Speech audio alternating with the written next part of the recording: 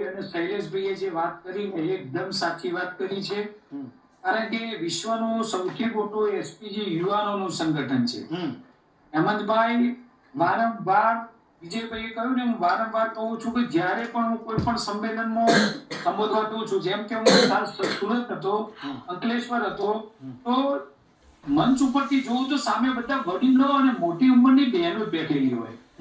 બધા યુવાનો બહાર મોબાઈલ ઉપર ગેમ રમતા હોય, બહાર ફરતા હોય, આમથી આમ વાતો કરતા હોય.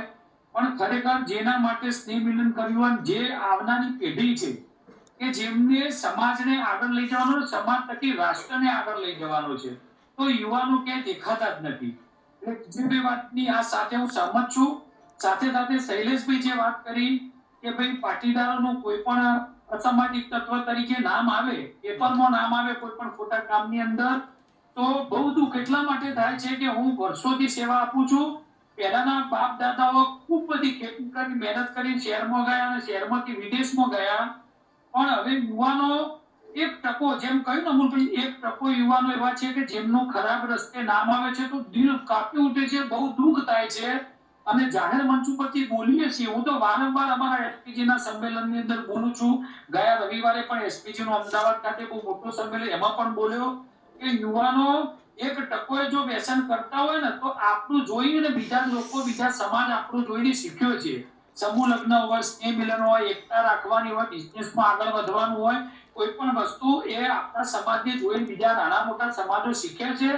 તો આજે તમે જો આ રસ્તો 1% જે લોકો કરી રહ્યા છે, જો જાહેર સમાજના ફંક્શનમાં તમે આ વાત નહીં લો, તમે આવનારા દરેક સ્નેહ મિલનમાં જો વાત કરવામાં નહીં આવે કે જો આજનો યુવાન ક્યાં, તો આજનો યુવાન કે મારો મોબાઈલ, મારી વાઈફ, મારી બાઈક અને મારી લાઈફ સમાજને રાષ્ટ્ર જો હોય જાય, અમે તો અમારી જિંદગીમાં મોજ જ કરવાના. એટલે આજનો યુવાન પાટીદારની વાત નથી કરતો, પણ જનરલ બધા જ યુવાનો આ મેં કહ્યું હિંમત રચ્યા પત્યા રહેતા હોય છે. એટલે હું પહેલા તો વીટીવી ને હું લાખ લાખ અભિનંદન આપું છું કે સાચી વાત કહેવાનો મોકો મળ્યો. અને જો પાટીદાર સમાજની 1% લોકો જો આ રીતે ખોટા પેપરમાં નામ આવતા હોય ને, એ બિલકુલ ચલાવી લેવામાં ના આવે. કારણ કે આપણે દરેક સમાજને રસ્તો બતાવવા વાળો સમાજ છે.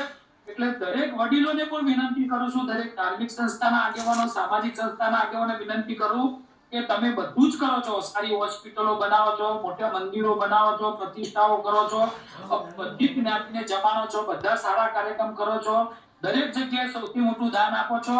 પણ આવનારી પેઢી માટે જો તમે આ વ્યસન મુક્તિની વાત લઈને નીકળ્યા નહીં હોય, વ્યસન મુક્તિની વાત નહીં કરો, સમાજમાં સારા સંસ્કાર નહીં આપો, પરિવારમાં સારા સંસ્કાર નહીં આપો, યુવા દીકરીઓ જે ભાગીને લગ્ન કરે છે એની વાત નહીં કરો, તો અત્યારે તો સમાજ કદાચ બચી જશે હેમંતભાઈ, પણ આવનારા 10 વર્ષ પછી ગમે એટલું જાગીશું ને, ગમે એટલું કરીશું ને, તો સમાજ આજે પહેલા નંબર છે. આવતા વર્ષમાં આપણો નંબર કે દેખાતો નહીં હોય અને લોકો દૂરબીન કરીને જોઈશું તો એ સમાજ કે રાજકારણ કે કોઈ દેખાતું નહીં હોય. ત્રિભુવનભાઈ, તો